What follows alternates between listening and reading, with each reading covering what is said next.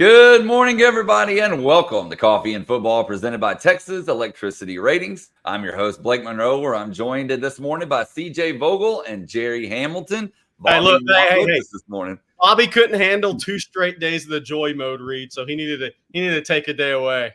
That's right. You kind of blew his mind a little bit yesterday. Oh, man. Okay, guys. Well, hey, we're a little over 40 days away from spring football. That's yes. Crazy, is it not? A most anticipated spring in football at University of Texas since 2004. I'm standing by it. I said it a couple of days ago. You're going to get to see a lot of Arch Manning in the spring game, right? You got Quinn coming back. You got Arch.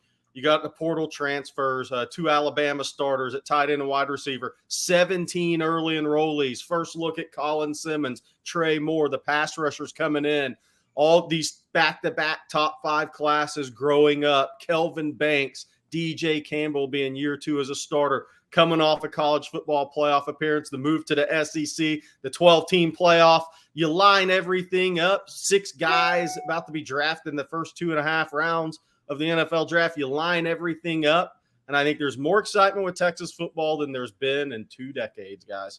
Yeah, and I'm not taking away from Colt and Jordan, but I think we're kind of reaching that level because of last season and the move to the SEC this year.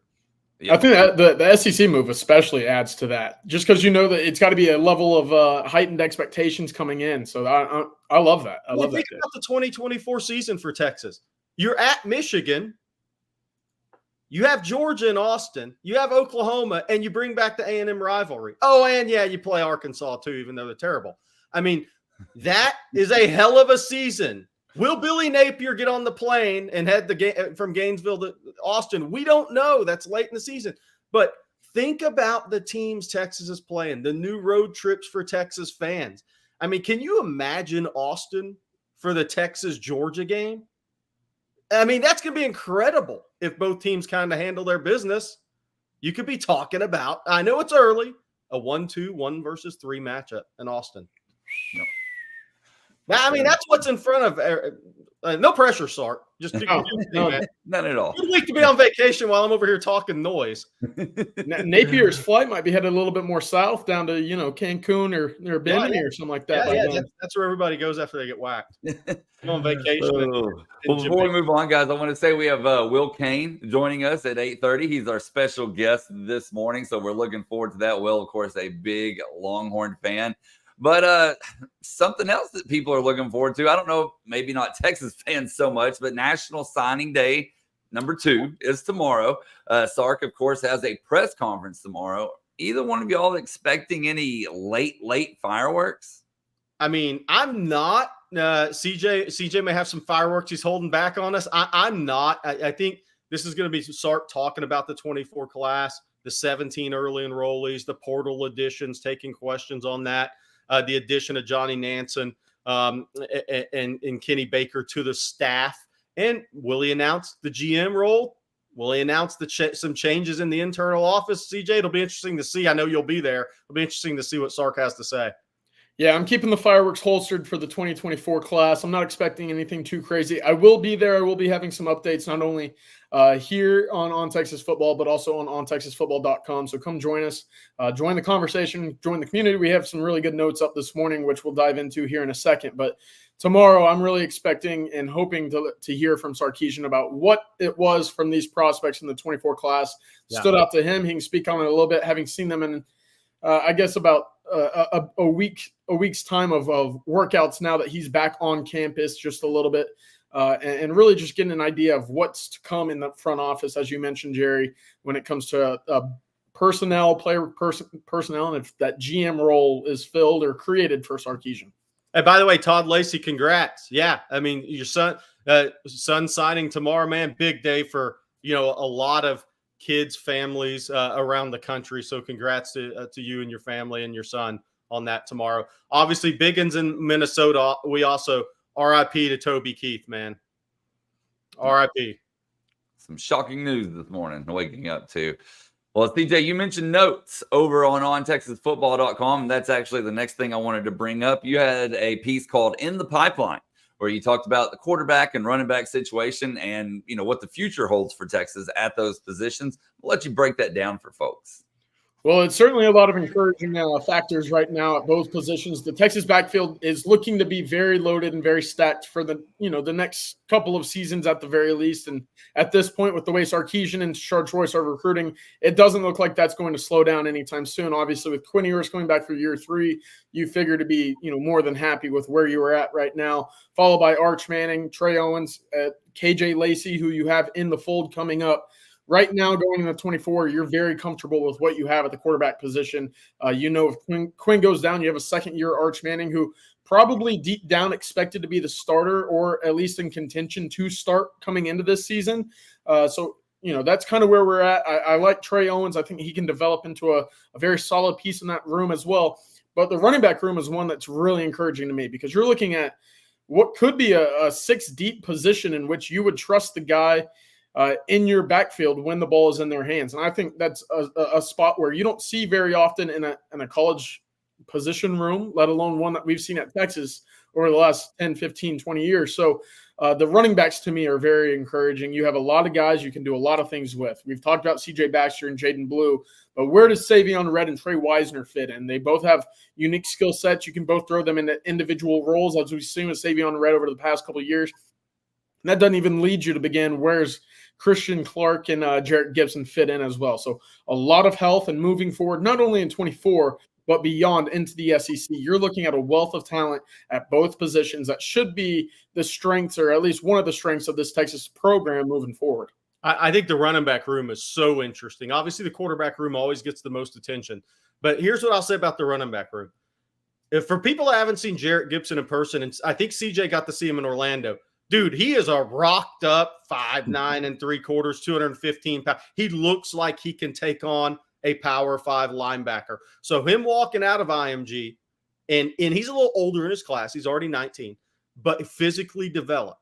Him walking into Austin from IMG, that guy's going to be able to take on an Anthony Hill and pass pro, and it's not going to be a shock to his system. He's going to be able to drop his pads on a downhill inside zone run and push that pile forward a little more than some freshmen could. This guy is compact and freaking powerful.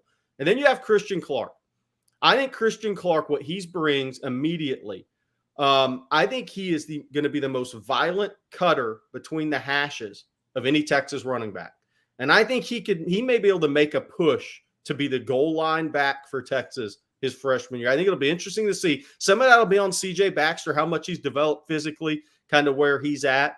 That's not the role of Jaden Blue. So I could see Christian Clark because these are two guys that come in with Power 5 running back frames. Christian Clark can max out physically a lot more than where he is, but he is a strong, natural guy in the hips and legs if you've seen him in person.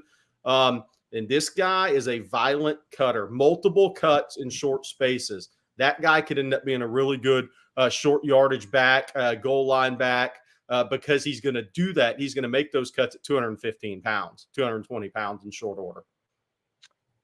Well, fellas, before we move on, I need to tell everybody out there about Texas electricity ratings. And for those of y'all still living in Texas and in the major cities with deregulated electricity like Dallas and Houston, you understand that deregulated electricity market can be confusing.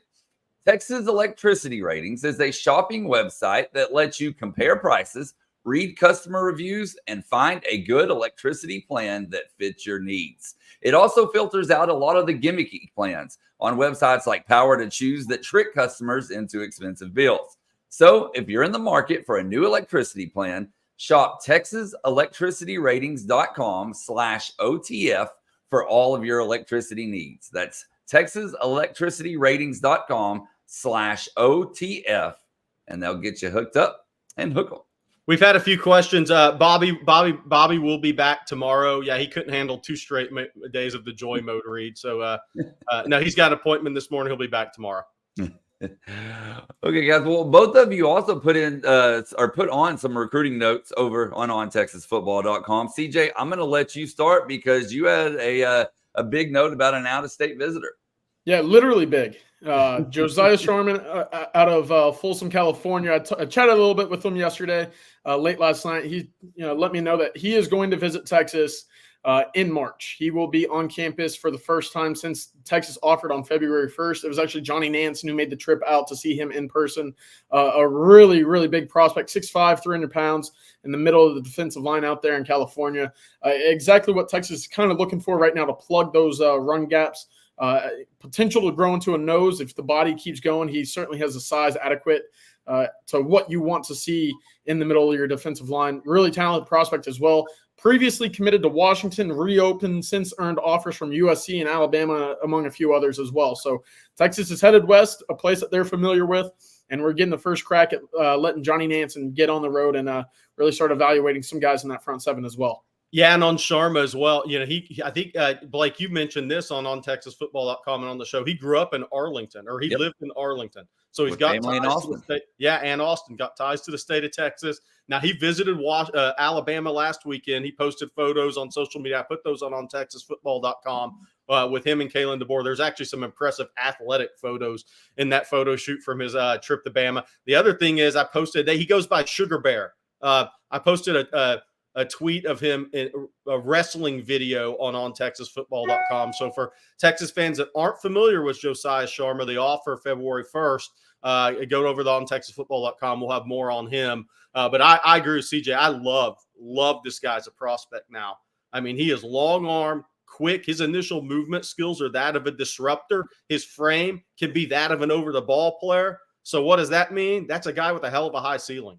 So he is a big-time prospect. He is a guy, as these 2025 rankings adjust nationally, if he's not in the top 100 in the country, I'll be surprised. And this morning I put some notes out. I talked to somebody close to Dorian Brew's recruitment. Somebody asked about Dorian Brew. So I think some people were wondering, has Ohio State fallen off with the commitments of 5 stars Devin Sanchez from North Shore and Naeem Offord out of Parker High in Birmingham? The person I talked to said Ohio State's very much still in it, as you would expect. They're very much still in it. But the fact that he didn't commit January 24th, which would have been Ohio State, and went to Texas on the 20th, is good news for Texas. I can tell you Steve Sarkisian, Ryan Day, Lincoln Riley were all by Conroe High School in January. Then Tosh Lupoy from Oregon was by, as well as Corey Raymond. Those are maybe the 5 schools that are kind of the focus of the recruitment right now. We'll see how long it plays out if he takes all those official visits in June. But I can tell you this, Oregon, USC, Texas, LSU, they're attacking this recruitment like it's still in the balance, and this recruitment's going to play out a while. I also talked to somebody close to Camoran Morgan, his recruitment, the edge out of Red Oak, who transferred back to South Oak Cliff, which is where he's originally from. He played the last 2 seasons at Red Oak. He's back at South Oak Cliff, a guy I'm a big fan of his upside, 6'3.5", about 220, 225, comes from a basketball family. And those that know Dallas South Oak Cliff know the Golden Bears have been dominant for years in basketball. Duncanville's kind of taken the reins from them in Dallas Lincoln in recent years. But his father, Ronnie Morgan, played at South Oak Cliff and played basketball at La Tech. His uncle, Jamison Morgan, for those who really followed basketball recruiting, a guy Texas recruited under Barnes, Russ Springman, Rodney Terry, all those guys. Jamison Morgan was a 6'10 center out of South Oak Cliff that went on to UCLA to play college basketball. He's a top 50 kid in the country. The main takeaway I got from the conversation on Camoran Morgan was that the in-state schools, I think long-term will be tough to beat, or the close to home. So he was at Texas Junior Day. He's been to A&M. SMU's trying to make a big run here. Oklahoma. Expect all those schools to remain in the mix throughout this recruitment. Then the last couple things I posted, a couple out-of-state offensive linemen you can read about on TexasFootball.com. I've talked a lot about John Mills from St. Ignatius in San Francisco. He's an on-Texas football 4-star, which we'll have more on our rankings coming out soon. But he's a guy who could be argued. Could be a slight Texas lean. He was at the January 20 Junior Day, Michigan, Washington, where a lot of family members were athletes, Texas in it. But now Kyle Flood's also recruiting 2 other out-of-state linemen. He went to see Nick Brooks at Cedar Rapids, Iowa in late January. So a large human, 6'7", about 6'6", 6'7", about 340, 350. Most people consider him an Iowa lean. But look, he was at Georgia last weekend. Texas may get him on campus in the spring. And then there's Peter Longy out of San Francisco area in California, a guy who has 38 offers. You name it, Alabama, Auburn, all these schools have offered. him. Texas is in the mix there with Peter Longy. So we'll see if he gets on campus this spring in March or in June. It's good stuff. For sure. All right, Jerry, before we move on and bring on Will, I want you to talk about two things. Number one, the basketball game tonight. Yeah. Guys, how big of a deal is that for Texas? This is a huge game. I'm sure CJ's got some thoughts on this too, but I'm going to ramble for a second on this one. Look, that win over TCU was a massive win. Texas is now 4-4 in quad one games. They're 32 in NCAA net. But 2 weeks ago, they were outside the bracketology of Joe Lunardi and people. They were outside of it. This is how quickly things can change in the Big 12. Kansas took their 4th conference loss last night at Kansas State. This is a huge win because what Texas hasn't been able to do is play as well at home as they have on the road in Big 12 play, which has been a little surprising. But if they can actually string together 2 quality wins in a row here, if they beat Iowa State, who's a top 20 team, the coach there does a fabulous job, in my opinion. Especially with what he inherited and where he's brought that program. But if they can beat Iowa State tonight, you're suddenly 5-4 in quad one games. And you have West Virginia coming to town.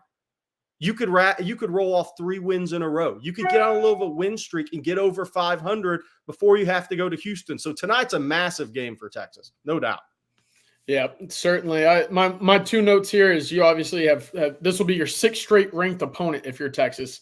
A win tonight makes you 4-2 in those games. Pretty impressive stuff. And then second one, this is only the second game Iowa State played since January 27th. They've had a little bit of time off, and I'm not sure if that will matter going on the road to the Moody Center tonight, but it is something to monitor. Obviously, you'd like to be in a rhythm at this point in the season heading into the final stretch. Texas has, in my opinion, the last 2 games looked like the most consistent, best basketball that they've played. Toss out the Provo game against BYU. And the last 2 weeks, really, I thought Texas has been playing a very solid brand of basketball as of late.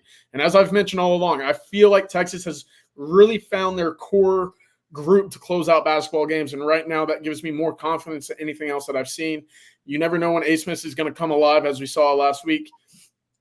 I'm thinking right now I'm a little bit more bullish than I have been at any point in the season on Texas basketball going into tonight. Yeah, and I think Weaver defensively, inserting him in the starting lineup, has been very valuable because he can go guard a best-on-best defender against the guard situation, and you don't have to ask an undersized guard to do that all the time. The other thing about Iowa State, they have a freshman kid, and I can't pronounce his name. He's 6'9". He can absolutely shoot the basketball. So Texas has to guard the big on the perimeter tonight, which is a little different defensively. BYU had some of that. But Iowa State, not a great free throw shooting team. If this game is tight late and Texas has the ball in A. Smith's hands running that 2-man game with Disu, then Iowa State on the flip side, not one of the better free throw shooting teams in the Big 12. So we'll see what happens if that game's close. But I'm guessing Moody will be rocking the night. Yeah. All right, Jerry, it's time for everybody's favorite time of the morning. I'm going to let you tell the folks out there about Joy Mode. Look, first of all, I can't believe Bobby Burton is missing this. We're here to talk about Joy Mode, right? I think I can speak for most men when I say we want to have better sex. And for the sake of our partner, we may need to have better sex. The issue is that over-the-counter erection pills contain unregulated chemicals, suggest unsafe doses, and include the risk of several other health problems. Who needs that? That's why we've partnered with our friends at Joy Mode. Whether you're looking to spice up your intimate moments or increase your confidence in the bedroom, Joy Mode makes all natural and science-backed supplements dedicated to helping men perform better across their core functions. Their trademark product, the Sexual Performance Booster, is every man's solution for increased blood flow, firmness, stamina, and performance. It's like a pre-workout, but for sex. It comes in a palm-sized packet like your favorite electrolyte powder. Simply mix 6 to 8 ounces of water 4 minutes before sexual activity and watch the magic unfold literally. Redefine your intimacy and go to usejoymode.com for 20% off with OnTexas, all caps. That's 20% off free shipping with code OnTexas at usejoymode.com. Ingredients with integrity. That's Joy Mode. Man, I did miss a good one yesterday, huh? Huh. I can't wait to see what's next. You never know around here. That's for sure. Well, we want to thank Joy Mode for being a sponsor of today's show, but I also want to thank Will Cain for joining us. And Will, how are you doing this Well, morning? we couldn't bring you on before that now. That's not the way to bring you on. I mean, Joy Mode got their money's worth out of that read. The enthusiasm there coming from Jerry is enough for double the rate on that advertisement. Ooh. Hey, Will, you're first. I never thought we'd have on Coffee and Football somebody that scored a collegiate water polo goal. Yeah. Hey, here's a story about that goal. So I was a water polo player at Pepperdine. I grew up as a swimmer in Sherman, Texas. And like most guys in Texas, all of my attention was devoted to team sports, even if I didn't play team sports like basketball or football. But that's where all my energy and fandom was focused. So I wanted to walk on to something that I thought would translate into my skills. Now, Pepperdine had a very open walk-on program. They're incredible at water polo. They're a top 10 program in the country and won the national championship the year after I graduated. But I was a scrub. I was into the bench. I was in charge of, team enthusiasm, like your read for Joy Mode. I was there to keep the bench and everybody there on the same program. And those guys, I think, are important to a program. I listen to Sarkisian. I look at the guys down at the end of the bench who you can see it more readily in basketball, guys that are there to make sure this team has the right attitude. So that was my job. But I got a little playing time, especially my senior year. And we were playing the UC Santa Barbara. And I got a breakaway, one on nobody, but there was a guy coming on my hip. And I was headed towards the goal. My goalie put a wonderful pass over my head, swam right onto it, picked it up, and it's called a donut or a bunny ear. I put it right between the goalie's arms. His arms are up like this, put it right over his head, scored. And to this day, I don't want to call it legendary, but it is remembered by my head coach, Terry Schroeder, my assistant coach, Jim McMillan, and all of my teammates that my celebration when I scored that goal was hook 'em. I raised hook 'em right there in the pool at UC Santa Barbara. It made no sense. It made about as much sense as Arkansas-Missouri game with everybody doing horns down. It was a UC Santa Barbara Pepperdine Waves water polo game celebrated by horns up. You answered my question. I was going to ask, was that a home game at Pepperdine, or were y'all slumming it up at UC Santa Barbara? But you answered that question for me. Because, look, Pepperdine, before we get into Texas, Pepperdine has to be the best college campus in the world. I mean, every time I go to LA, I go up there. There's a little park across from Pepperdine, and I eat there just looking over the Pacific. I just grab a lunch and go eat there. How awesome was that before you obviously went to the University of Texas, got that law degree? How awesome was it to actually go to college there and wake up in Malibu every morning? I mean, for people that haven't been to Pepperdine, it's incredible.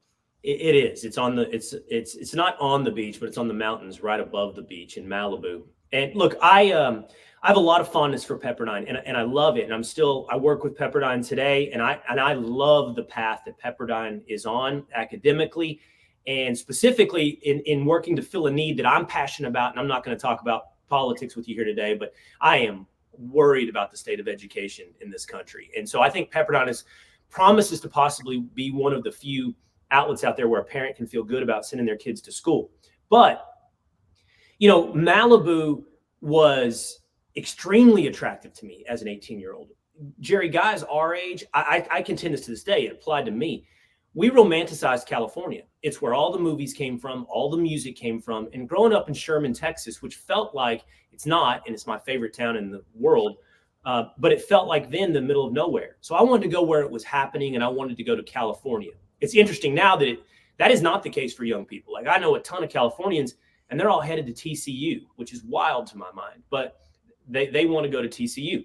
So I wanted to go to California, and I saw that campus, and it is gorgeous. But at least for the first 2 years at Pepperdine, I was busy being envious of my buddies out at field parties in Waco or BYOB bars outside of Waco. The guys, my high school buddies that were at Baylor or at UT, and I was kind of just jealous of what ended up being, in my mind, a more typical collegiate experience back home in Texas. But that being said, All I'm telling you is you send an 18-year-old to the beach and you can be guaranteed he's going to take it for granted. And he thinks he's going to have just as much fun out in a field outside of Waco. But the school itself, Pepperdine, is awesome. Love Pepperdine. I got to know, Will, do you follow Pepperdine sports as much as you follow Texas sports? So this has become a thing. It's become a thing where I've had some meetings with Pepperdine. I'm serious. Like, I've had meetings. I've met with the president, and I love Pepperdine. But they have said to me, "Hey, you really help push Texas. Like, you're really proud, and you use your social media and you talk about it on television." And it's true. And by the way, now the second team I talk about most outside of Texas is Clemson. Because my nephew, who played offensive line at Odessa Permian, okay, and could have gone in, you guys will know who he is because you follow recruiting, but it's Harris Sewell, yep. Who was a 4-star last year, and liked Kyle Flood and loved Texas and knew that his uncle wanted him to be a Longhorn. Called me one night and said, "Uncle Will, I got to tell you, I'm going to Clemson." And I said, "Man, you do what's right for you." And I know why he went to Clemson. I know what's special about Dabo, and I know what's special about that program now. And he started as a freshman. So I've given a lot of attention to obviously the Longhorns and to Clemson, and Pepperdine has been like, "Hey, we're doing pretty decent at, golf." And I'm like, I love that, and I want them to I wish they were, and I hope that they're on the path to pursuing being Gonzaga in basketball. I mean, There's no reason you can't have a Gonzaga type program in Malibu. And by the way, the fact is, Pepperdine won the national championship in baseball the year before I went, and that played a role in why I went to Pepperdine. I wanted to root for something, and football eats up 80% of the energy. College basketball eats up another 17%, and you got about 3% for baseball as fans. But you need to be good at sports. You need to be good at football or basketball primarily to attract students to your school. So I need to give more attention to Pepperdine. Pepperdine needs to invest in basketball. I'm right there with you, Will, because Pepperdine is one of my favorite schools late at night to bet on when there's nothing else on. So they're certainly up my list there in that regard. But I wanted to get your thoughts, flipping back over to Texas football a little bit. Yeah. Texas obviously made what was a run of which we haven't seen in about 15 or 16 years, whatever it might be. I wanted to get your thoughts on the season, how it ended, and obviously the path in which got Texas to New Orleans for the Sugar Bowl, and ultimately what you thought was a successful season for Texas, and what might be a pretty successful season coming up again as we head into the SEC. So first of all, history. The reason I'm such a big Texas Longhorn fan is after I went to Pepperdine, I went to law school at UT, and although I'd kind of liked UT before that, my dad was an SMU guy. So I grew up like every other college in Texas, a little bit hating Texas. That's kind of just how it is if you're any other school in Texas. But once I got to law school at UT, it was the time of Ricky Williams. I mean, I went all in, and I stayed with it to the extent that I know who you guys are. I follow you guys. I followed Jerry for years. I'm a dork. I love, and I hate to say that because you're all dorks as well, and everybody watching is a dork in that we care about what the decisions of high schoolers might be. And I do. I keep up with everything. I'm aware of KJ Lacey, and I want to see what we're going to do about Jordan Davidson in 25, getting the running back in. Every day, by the way, it's just part of my cycle. Every day I read about Texas recruiting. So the optimist in me is no, I want to start with pessimism. The pessimism in me is I'm a huge Cowboys, Rangers, Mavericks fan as well, Stars. And when the Rangers were on their run this year, I got into this place where it was like, well, everything is icing. I didn't expect it to go this way. We're in the ALCS. If we lose, it will still be an amazing season. And my brother-in-law was like, you can't do that, man, because when you have your moment, you have to capitalize. You never know how often you will be back. And then now that the Rangers won the World Series, I know he was right. I still would have been pleased, but how much better is it that it ended the way it's supposed to end? So the pessimist in me is I hate that the Longhorns got that far. And I'm not ready to say Washington was a better team. I think there was a lot of things that we could have done in that game. And I just the pessimist in me is like, I wish we would have struck while the iron was hot. Now, the optimist in me is I've had a $500 bet with that same brother-in-law, the Texas. Here's the specific bet, that we will win the SEC within 5 years of joining the conference. You're going to win. Now, he's a hater. He's an Arkansas and Tech guy. And he he feels confident for some reason. So we doubled it up. It's $1,000 now that we'll win the SEC within 5 years. And I feel extremely confident. Like if he wants to do another double, I feel confident in your bet. Yeah, I feel great. And look, with Quinn Ewers coming back, and then it being passed on to Arch Manning, you've got the most important position in football locked up for the next at least 4 years, maybe 3 years. We'll see what Arch's plan is. But I feel good. There's probably one place, if we want to get into the nitty gritty, there was one place I'm concerned, and it's defensive line. It's defensive tackle. I like that bet as well. I mean, I'm a gambler by trade, so that's tremendous. Well, I also live on the internet, so Twitter is that's my domain. I speak internet. I know the depths of Twitter can be mean sometimes. They pull receipts. They like going back into where, your bad takes get surfaced more times than they don't, right? I don't know what this is going to be, but this could be good. But I wanted to go back to a clip that you had from October 22nd, and it was 2 or 3 starts in the Quinn Ewers era, and you liked what you saw.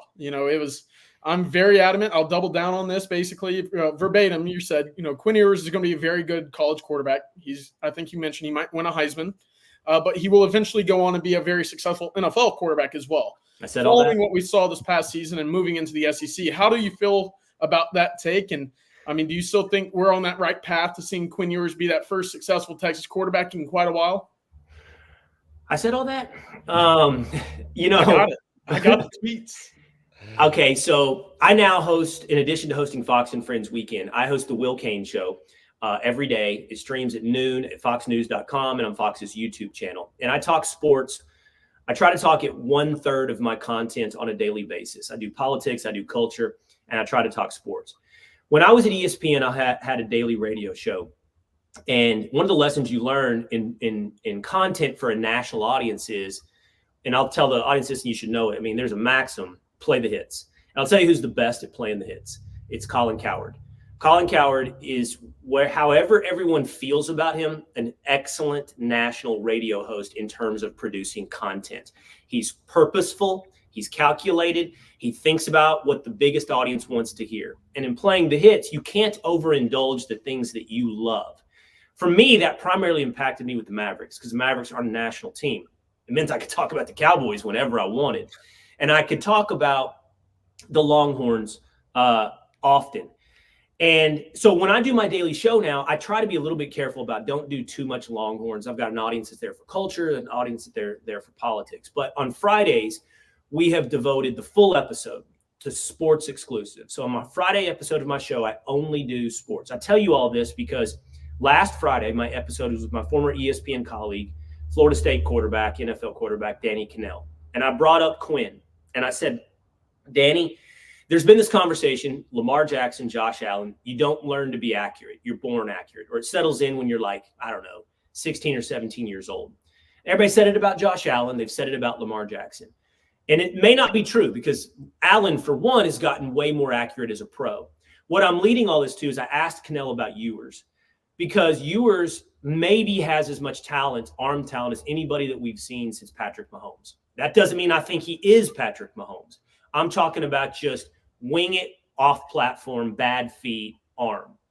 But what the biggest thing that concerns me from the take that I gave in October, and I think that Quinn is going to be the leading candidate for the Heisman. He will be a first-round quarterback. But for him to be an NFL quarterback that's a success, my biggest concern actually is inaccuracy. So I'm a little surprised how inaccurate he is on the long ball. I'm a little surprised. It's mainly the long ball. I'm a little surprised about some things that if I were an NFL GM, I'd be like, can these be fixed? I've got all this talent, but it hasn't yet added up to the guy that absolutely takes over and is the best player on the field and wins the game. And that's what I would hope we'd see this year from Quinn Ewers. I think that's a good take. I mean, look, that is the next big step for Quinn. I spoke with somebody close to his camp recently, and they think you're going to see a stronger version. Now that he's reshaped his body, you're going to see a stronger version of Quinn, a more confident version of Quinn in year 3. But to that accuracy point, I totally agree. That's going to be the next big step for him, right? I mean, he made a step from starter year 1 to year 2. If he makes the same step year 3, then we may be having a different conversation. So I think that's going to be interesting because to your point, Will, Texas is going to be faster on offense next year. That means there's going to be more guys running down the field. That means you have to put the ball in positions for those guys to make a play down the field. So it's a great opportunity for Quinn next season to answer those questions that the NFL scouts have as well going into next year. So you said Texas is going to be faster. I'm going to use this opportunity to talk to you guys as well about something. So I'm one of these fans, and maybe this is the pessimist in me. When you say faster, Jerry, I'm sure you're talking about Silas Bolden, Matthew Golden, I guess Isaiah Bond. But I mean, I worry about replacing Worthy on the speed front. But I hear you on those guys, especially Bolden or Cook out of the slot. Or I guess Cook will probably be on the outside. I'm one of these dumb fans that worries about something that you shouldn't worry about, which is we've upgraded talent so many different places through the portal. And I'm worried about getting on the portal Ferris wheel. Because I mean it. I'm like, there's two positions that worry me, defensive end and wide receiver on this front. And that is, I don't want to lose Ryan Wingo to the transfer portal. I don't want to lose. I want to, honestly, I'm only says like, I want to know what is in Ryan Niblett's bag. I kind of want to know, like, how good is he? And I'm worried that we're not going to see it this year.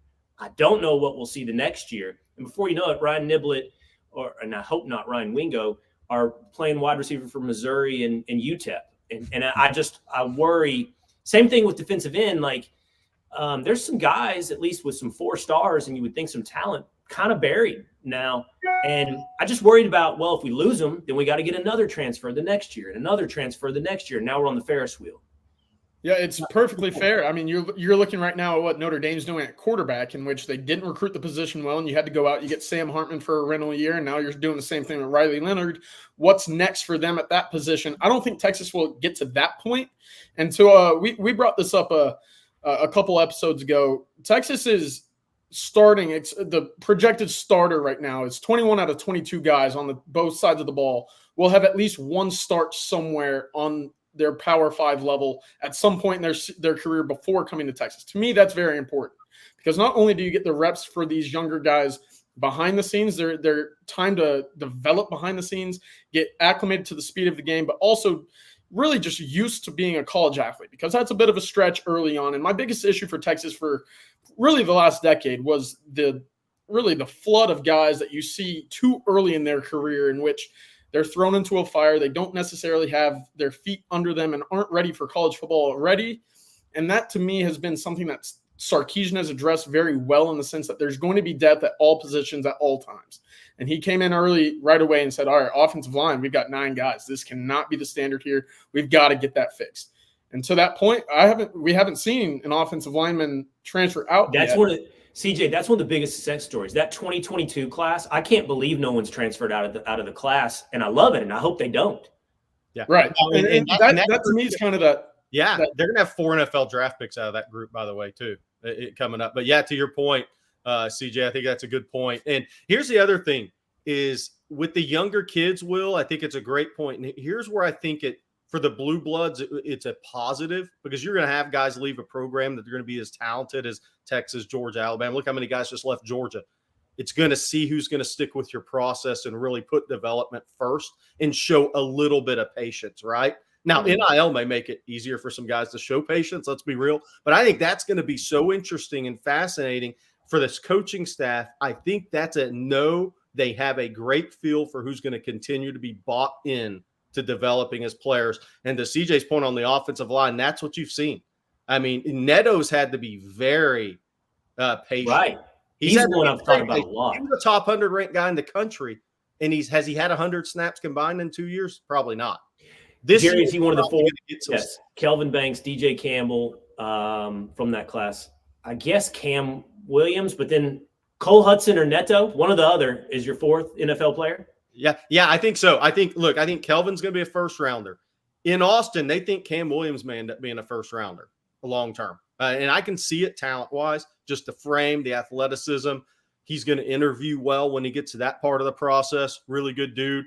But DJ Campbell, obviously, they think is going to be an NFL draft pick. And then it gets down to, does Neto maximize his talent? Could Cole Hudson get a look at center long term in that class. So there's a lot of pieces in that class, but that's been the number I've continued to hear now headed into year 3 is they think there's 4 draft picks out of that group. That would be amazing. Hey, Will, I have a question for you. Yeah. Future college football and college sports. There's a lot going on, right? You saw the ruling with Dartmouth yesterday. Where do you think all this is headed? I think the 3 of us here think a couple of 2014 super conferences is where we're headed, Big Ten and SEC. What do you think about the landscape right now? What are your thoughts on where it's headed long term? Well, the first thing I think about long term, I talked about this on my show, and you just brought up NIL. I had this fascinating conversation. I'm not going to reveal the names of the schools, but they are schools that we all are very familiar with, and they are schools that they're pertinent to our conversation.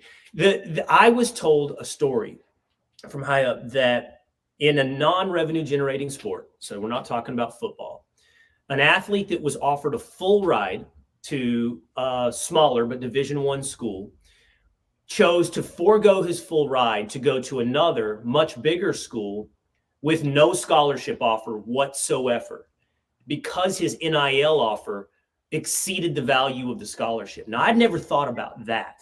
I've always thought about NIL as a supplement to a scholarship. And I don't know if we thought about what that means for the future of college sports.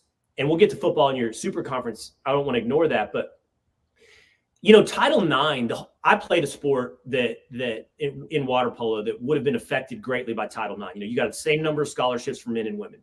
And because football eats up so many scholarships, women have so many other sports available to them than men. And then in the sports that we do share, like volleyball, men get 4.5, women get 12. That's all product of Title IX. But the currency to make it even is the scholarship. And if the scholarship loses its value and NIL becomes the main currency, this isn't like some cause I'm ready to bang the drum about, but your efforts to make gender equality in collegiate sports is all of a sudden undercut. Now it's applied to football. Who knows what you guys may know what Isaiah Bond got. We hear stories about what Arch is getting. What does the scholarship matter at that point? If you're getting 7 figures, if you're getting high 6 figures, why does a scholarship matter to you? And so what do we have? An 85 player scholarship limit. So, could Texas or these kind of big programs be offering NILs? And I know the market doesn't dictate this. You wouldn't, but can you get around the scholarship limit by NILing a guy to some great level that you can have effectively 100 guys on your roster? We're in the wild, wild west, and I don't know the outcome, but I know that we're shaking the ground under our feet on college football. And yeah, you're probably right. It's like, I like soccer. It's like they've been trying to create the super league of the revenue generating programs in soccer for European soccer for years. That's probably where we're headed with college football. Whatever the 20 to 30 biggest revenue generating programs are, decide that the Iowa States of the world aren't necessary for big ratings. I think to your point, how do you work past that 85 number? I can see a number of your specialists, right? Don't have to be scholarship players anymore. Mm-hmm. So does a Bird Auburn ever really need a scholarship because of what he's doing in NIL, right? And can you set that up, some of these universities, to where that's 4 or 5 extra scholarships, your deep snapper, your kicker, your punter, a short snapper, what have you. That could end up being 4 or 5 extra scholarships that you could pocket over here with NIL that you can bring in additional numbers to your premium position. So I think that's kind of an area that they're going to work around it. But the scholarship, that's what's going to be interesting, Will, to me long term with this is, is a union formed? Is it going to be profit sharing? At that point, are these guys going to become employees of the state where they go to school? That's kind of been my question long term with where all this is headed. I don't know if we have the answers, but I could see that being a long-term thing that happens. And what will be sad, and to your point on the Super League, at some point, the SEC, for example, if this is the future, starts kicking schools out, right? The SEC looks at Vanderbilt and says, what does it add? I know it adds academic prestige, right. But it could be even worse. And Vanderbilt's an easy one to pick on. You could say Mississippi State. I brought up Iowa State a minute ago they'll be left in the Big 12, but the gap, it's not the gap between the haves and the have-nots that'll matter in the future, meaning it'll be the gap between the merely, we've always said this in politics or in America, the biggest resentment in the world is the merely rich to the very wealthy. Like you see people who are really mad. It's not the middle class. It's like just wealthy people who look at really wealthy people with a lot of anger or envy. It could be the upper middle class of college football. Again, whoever that is that Mississippi State, I don't know, who looks at Georgia and Texas and Alabama, and the separation starts right there. Like, well, we don't need you. We don't need Mississippi State. We've got enough. And I'm not saying that I got friends that went to Mississippi State. I'm not trying to pick on them either. I like Mississippi State, but I'm just trying to say this could be where we're headed towards this, kicking people out that aren't in the top, however many programs we decide are the very wealthy. Will, last thing I have before we let you go, we know what you got things to do. And we're so grateful for you coming on, taking 25, 30 minutes with us, is your excitement level for Texas. I've kind of said on the show here, I think it's the most anticipated spring practice for Texas since maybe 2004. With the move to the SEC, coming off the playoff. Look, last year it was Arch going to get reps in spring practice. Now it's going to be Quinn and Arch in the spring game, right? With Trey Owens getting some reps. 17 early enrollees. Isaiah Bond, Nyblack, Matthew Golden, all the guys from the portal coming in. Where is this for you? How excited are you? Where does it register for you? That with the move to the SEC for Texas football headed in the next season. I think it's the most anticipated season in 20 years. Oh, no doubt. The ratings for college football are going to be insane this year. Georgia, Michigan, Oklahoma. This is going to be insane this year. First, because I love this stuff and I don't get to talk to you guys that much. Here's what I'll be interested in spring. I'll be interested in running back and defensive tackle. You guys have written about it. Everybody's written about it. Alfred Collins and Vernon Broughton have to be studs. Otherwise, I don't know if the Texas defense is going to be enough to make year one the year that we win the SEC, in my bet. And then on running back, I'm just sort of excited about the upside, actually. I want to see Jaden Blue really take that next step. I was a big C.J. Baxter believer early in the season, but by the end, like all of us was like, wow, look what Blue's got. And then those two freshmen, by the way, that everybody talks up, specifically Christian Clark. But that's what I'll be looking for in spring ball. And then, I'm excited. Texas football looks bright, man. I mean, really, really bright. I think we've finally taken that step where we're not the punching bag, the joke of Texas is back. I mean, I legitimately think Texas is back. That doesn't mean undefeated. That may not mean SEC champion. It should mean playoff with 12 teams. And with this roster, I think anything could happen in the playoff. I think they could win a national championship. I truly do. And again, it's a new world of college football. The national champion may have 2 losses, right? Yes. I mean, with the SEC like this, that's the way it could go. But I don't think the ceiling is there for the Longhorns. I think they can do anything that Sarkisian can bring this team together to do. So, yeah, I'm incredibly pumped Texas is back. Well, Will, thank you so much for joining us this morning. Before you get out of here, let folks know if they want to check you out further, where they can hear you, where they can see you.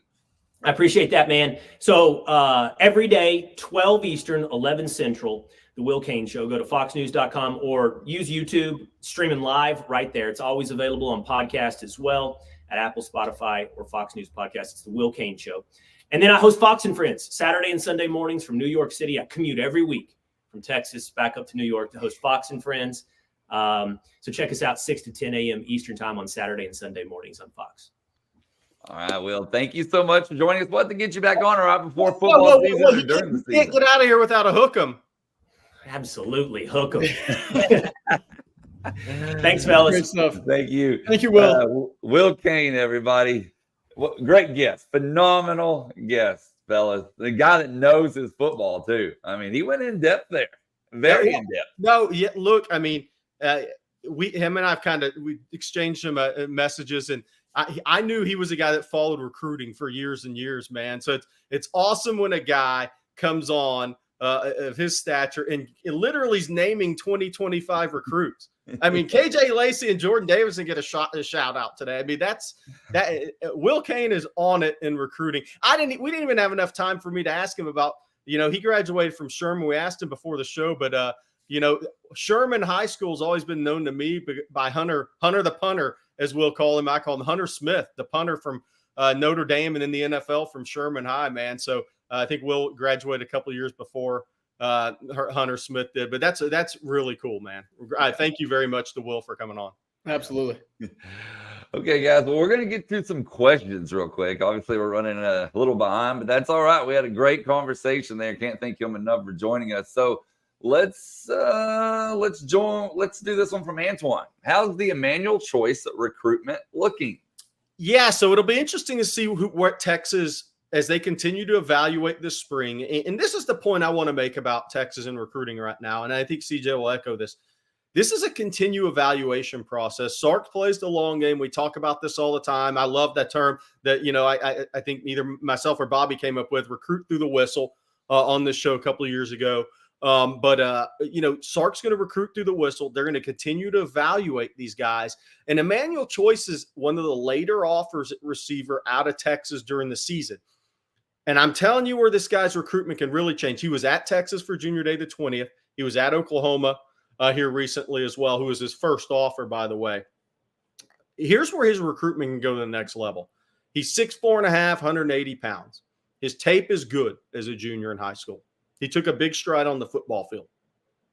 If he runs a 14-1, 14-2, 110 high hurdles this spring, watch what happens to his recruitment. Because that's a time, if he can put that up at his height on the hurdles, that you're going to see him get 10, 12 more offers. And that May evaluation period is going to go through the roof for him. Where Texas is at with him now, I think Texas has continued to evaluate the position.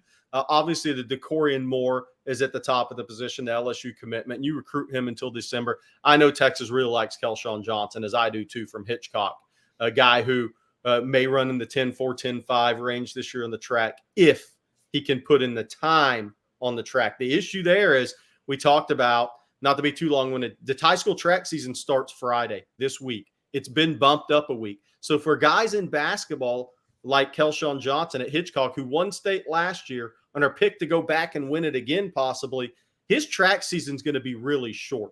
So can a guy like that have enough time in track this year to kind of get the times where he can maximize them? But as far as Emmanuel Choice, watch for his 110-meter hurdle times. If he starts putting up 14-1, 14-2, that's going to change the trajectory of his recruitment. Jerry, I got a quick one for you real quick. Is Texas recruiting a receiver to fit that build, that size, or is it more he fits what Texas wants to do speed-wise? Because you also have Ashton Ansley down out of Houston as well. Is that a guy Texas could pivot to? Or is it more he fits what Texas wants to do in terms of explosiveness and acceleration?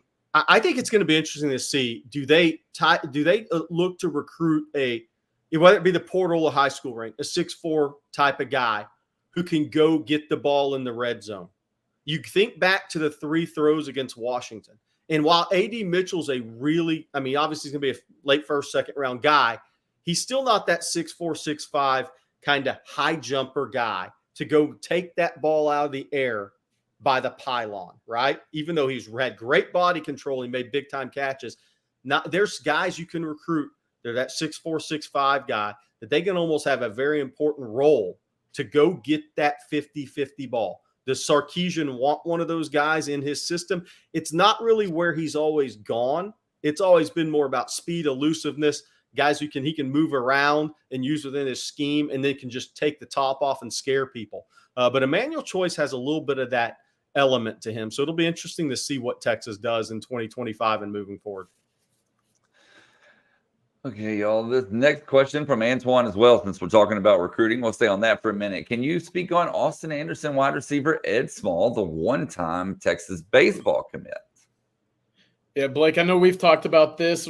Former Texas baseball commit, really talented pro prospect on the diamond, wants to focus on football, specifically moving forward. Was on campus for the Texas Junior Day on January 20th. Offers have been flying in. I think Texas Tech was one of the most recent offers for him on the football field as well.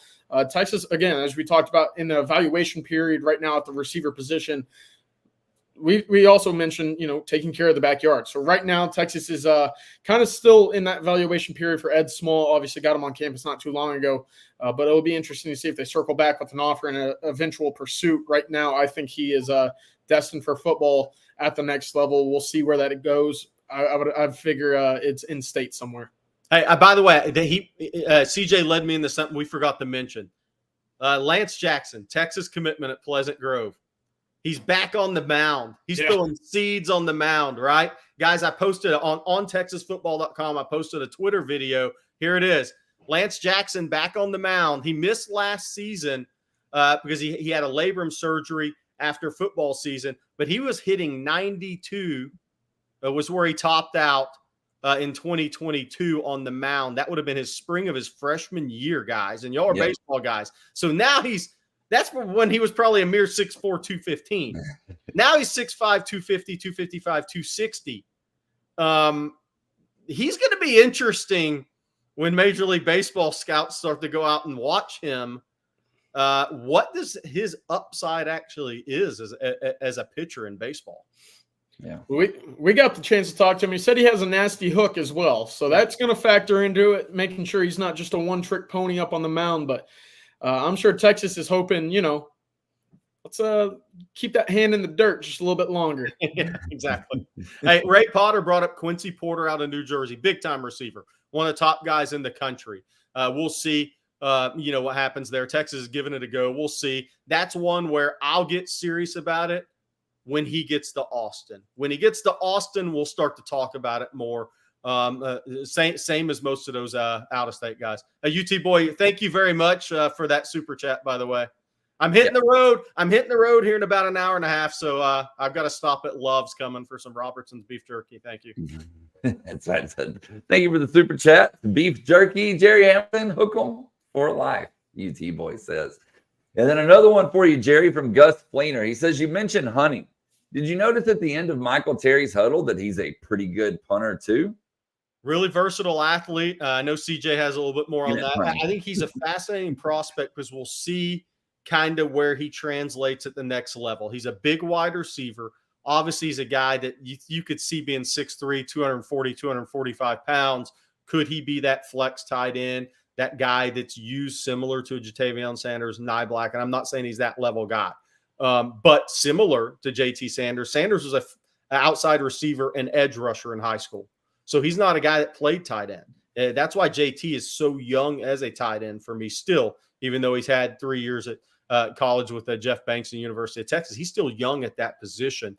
Michael Terry, that's what would be in front of him if somebody projected him out as a future tight end. That's a pretty long runway for him. A lot to learn. A lot can be put onto that frame, CJ. Yeah, certainly. Has a top 3 right now of Texas, TCU, and Texas Tech. Was at Texas A&M this past weekend as well. And so that should be a little snippet preview of what's to come later today on Texas football when Jerry and I get together for a little recruiting breakdown action. Christian Kruger said he's seen him play, stud. I love it when you guys chime in. First of all, where you're coming in from, where you're checking in from, but 2, that you've seen these guys play. I love the opinions. Okay, fellas, we're going to go from the football field to the hardwood for a second on recruiting. Champ Bailey 3 says, you got any updates on basketball recruits? Well, the only updates I have is Trey Johnson's phenomenal this year. Cam Scott's been big time this year. Nick Cody's had his season cut short with a knee injury. So he was having a good year. Then there's Orich Kamchi, which I won't pronounce his name right. He's a 6'11" out of NBA African Senegal. He was on campus for an official visit for the U of H game. He was at USC the weekend prior to watch a bad UCLA team beat a bad USC team. So I'm sure that was very impressive outside the LA area. Look, Texas, Arizona, USC are the 3 teams that I've heard mentioned the most with him. The issue with him is he's a 6'11" big who's very skilled. He can shoot it now. I mean, he is a stretch 4 like Disu, but he is a rim protector, longer guy. The problem is, if you look at some NBA mock drafts, he's mocked the last 2 picks of the first round this year. He is also meeting with NBA G League Ignite before he went back overseas.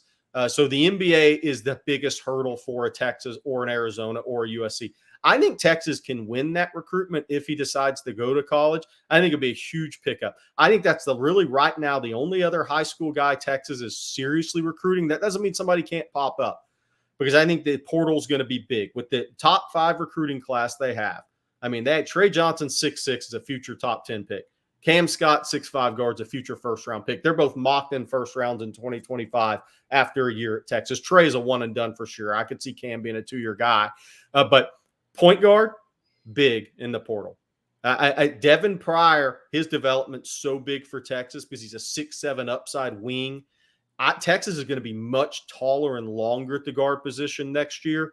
I think they're going to have to find that right point guard in the portal, and then they got to get that experience at big in the portal, losing Disu. If they do those things, look, I mean, it's going to look like a totally different team. Doesn't mean they're going to be better. They're going to have more shot making, but it's going to be a totally different looking team in year 2 under Rodney Terry. I mean, there's going to be some tall guards with long arms on the perimeter, which is kind of the issues Texas had to work around defensively this year.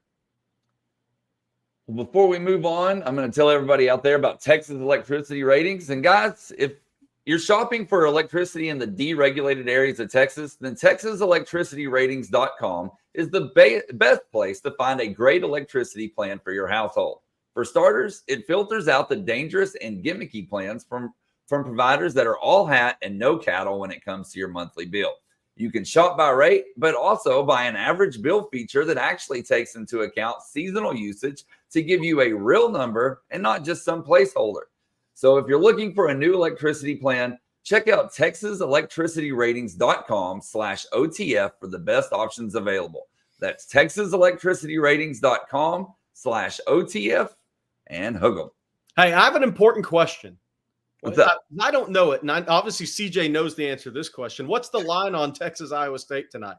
2. Texas is favored by 2 points tonight. Okay. There you go. There you go. Did you take it? All right, guys. We're going to move over here. Don't mess up the Iowa State players in football. Yeah, no kidding. I'm not accusing basketball. Just the basketball team should be clear after what happened in football. Yeah. You would think anyway. All right, Kyle V says, I thought mock draft this morning that had 6 Longhorns taken in the first 2 rounds. He's talking about ESPN's draft, and we're going to go over that right now, fellas.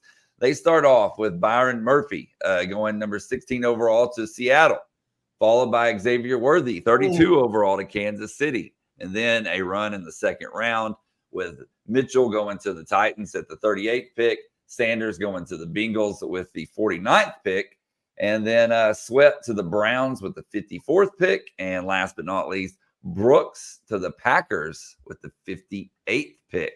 Look, I'm not the biggest NFL guy, but I know CJ's got a lot more on this in Blake than I do. But there was 2 of those that stood out to me. If you're Xavier Worthy, you just got to be doing this every night that you go to Kansas City. 1. And 2, Jonathan Brooks, if he actually went to the Packers late second, I think Jordan Love is a future, I'm not going to say Hall of Fame quarterback, but he might be knocking on the door one day based on what I've seen early. That would be a hellacious place for Jonathan Brooks to land because he's got a franchise quarterback to hand him the ball and throw it to him. Yep. My thoughts there is I would actually have those wide receivers switched. I think if you're the Chiefs, you're looking for a little bit more consistency with hands. AD Mitchell only had 1 drop this season. I think he fits what you want to do at Kansas City. Maybe not by the sense of speed, but by the sense of, providing a big pass catcher for Patrick Mahomes. We've seen it with Justin Watson this season. They've kind of thrown him into the mix. He's been their deep ball guy over the middle of the field as well as Travis Kelce underneath. So I would think he's kind of more of that guy with a big play upside there. And then for Tennessee, Xavier Worthy to me fits and brings something that they don't have. Traylon Burks is kind of their number 1 alongside DeAndre Hopkins, who is getting up there in age. Neither of them which have blazing speed at which we've seen. Traylon Burks did have it in college. We haven't seen that in the NFL. I'd like to think they'd like to switch it up just a little bit there and get a taste. But I love Byron Murphy to Seattle. They need some run-stopping guys. And the last Texas Longhorn end up in Seattle did pretty well on the defensive line. And for Fred Larson, the view at the baseball diamond at Pepperdine is incredible. Totally agree. Keith Niebuhr, a buddy of mine, long-term colleague in the business, and we took a trip out to Cali, saw some prospect years ago, and we went out to Pepperdine and we took photos from the baseball fields. Absolutely incredible. I mean, you're literally looking at the Pacific Ocean from the baseball diamond at Pepperdine. So cool. And then PFF, they also released their mock draft, their newest mock draft yesterday. I want to go over that real quick. They have Byron Murphy, the only Longhorn in the first round, going to the Ravens. Then a run of 4 others in the second round. Worthy to the Falcons, Sanders to the Bengals, Sweat to the Cowboys. That ought to make some fans happy in the chat. And then Mitchell to the Texans. That should make the other half of the fans happy in the chat. But, I mean, one thing's for sure, we're seeing about that 5 number in the first 2 rounds in almost every mock draft. And then a lot of times Brooks is even added into the second round in a lot of these as well. I was going through the two rounds yesterday, and I'll have a little mock draft fun later this weekend. But the Falcons at 44 is what I thought Xavier Worthy would be the best fit for. With all their offensive weapons joining back up with Bijan, that'd be a lot of fun for them if they can find a quarterback, because Lord knows it's not Desmond Ridder. Well, we have a super chat from Trey Day. Thank you, Trey. And he says, what's the likelihood that Sydir is the nose tackle we're looking for in 24? And could the coaching change at defensive line be the key to unlocking Collins? Yeah, so I think Collins is all on Collins. I don't think whoever the coach is doesn't matter. Bo Davis is a great football coach. And I know people say, well, maybe just a change of, communication, whatever. This is on Alfred to go be a great player. At this point, he's been an unbelievable talent since he came out of Cedar Creek and Bastrop. He was a guy that I thought had first-round potential, just the tools when you look at him. It's on him now. I mean, this is his last year. This is his last shot at it. The coach at this point doesn't matter as much as the intention of what you want to be as a football player. That's where I think this whole process is at for Alfred Collins. Sydir Mitchell. Here's the thing with Sydir. I think Bo laid a great foundation for Sydir. Sydir's had to mature a little bit mentally. I don't think he was ready coming in to be the player he could be. Now Kenny Baker gets a chance to develop that this spring. And I think, CJ, I'm sure you'll have something on TexasFootball.com about it, but he's one of the 5 most important guys this spring for me. Because when you look at this team, who needs to take the steps? I actually put him ahead of Alfred Collins, Vernon, because in the SEC, 6'6", 340 over the ball with initial quickness, that dog will hunt in that conference. There's a reason Georgia recruited him through the whistle even months after he was committed to Texas. Kirby went up and saw him in December. Everybody knows what Sydir can become. The difference with Bo and Kenny Baker. Kenny Baker is a high-end pass rush guy, teacher, from everything I understand. So I think not that Sydir is going to be a pass rusher, but if he can add more to his bag as he matures, I think that can take him to the next level, because what Tavondre Sweat is being looked at right now is he just a first, second down player in the NFL draft. And you want Sydir to end up being an NFL player, but he has to take a huge step this year, CJ. Yeah, if I can add just a little bit on Alfred Collins, I know PFF grades are to the eye of the beholder there, but they did have Alfred Collins as the number 3 rated overall defender on this past Texas team behind Tavondre Sweat and Byron Murphy. How much of that was Bo Davis? We'll have to see coming up. But Alfred Collins, by all accounts, was pretty solid last year. And I think what you can expect is just more consistency this upcoming season. Because the reality is, if Alfred Collins is a consistent player in year 5 at Texas, he could go from a guy that Texas fans said, oh, man, what an underachiever, to a guy drafted in the first 3 rounds. Yep. Because he's 82, 83-inch wingspan. He's 6'4" and a change and 315. He's athletic as all get out. Athletic laterally. He's going to put a 10-second split together that it's going to blow people's minds. He's got all the tools. He's just got to consistently put it on the field. Shake and Bake want to know, we're still in winter workouts, but what starting spots are up for grabs in the spring? That's a great question. Yeah, it is. Tight end, linebacker. You can look at specific spots on the offensive line. Who are the 3 wide receivers of that group right now? And then specifically, defensive line, as we mentioned, who are going to be those guys to step up there?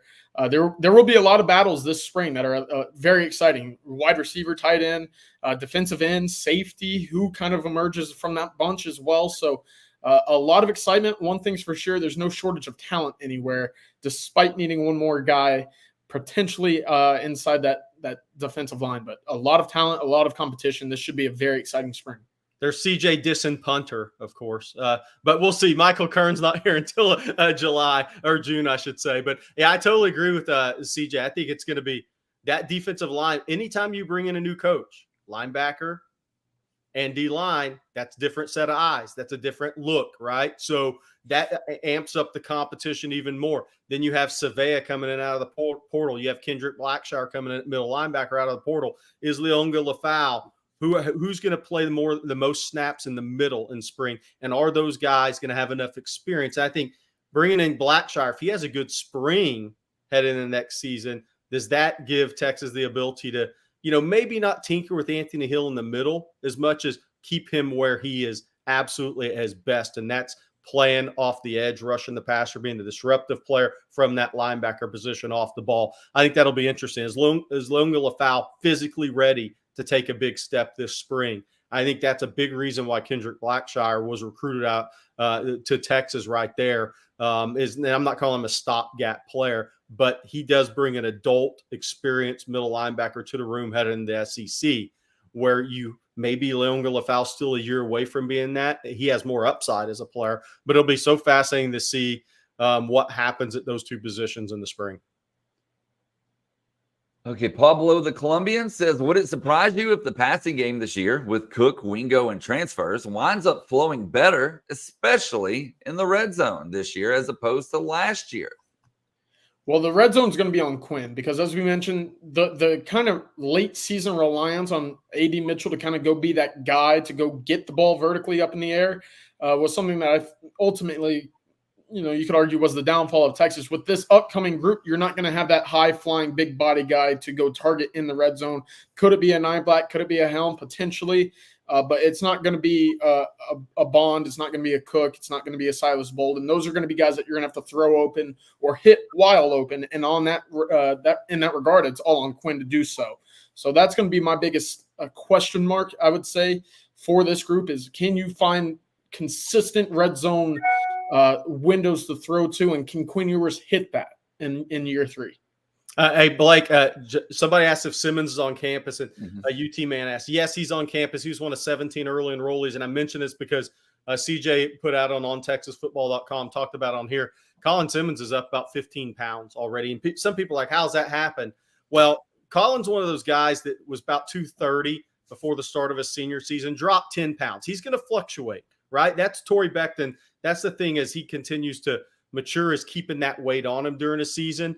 But going from 220 to 235, 240, to low 220s to 240. We saw him at the Under Armour game as CJ and I were both down there in Orlando. And he told us he was 220, 225 at the time, right? And he dropped a few pounds during the season.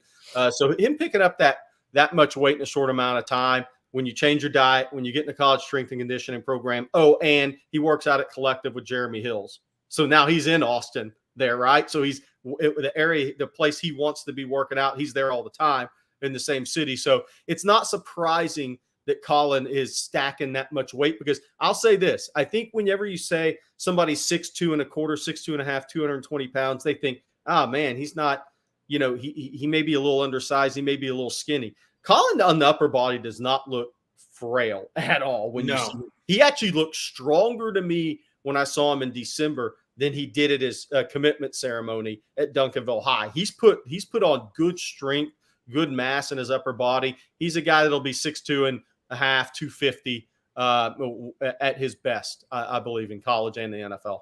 And can move. Yes. He is twitched up.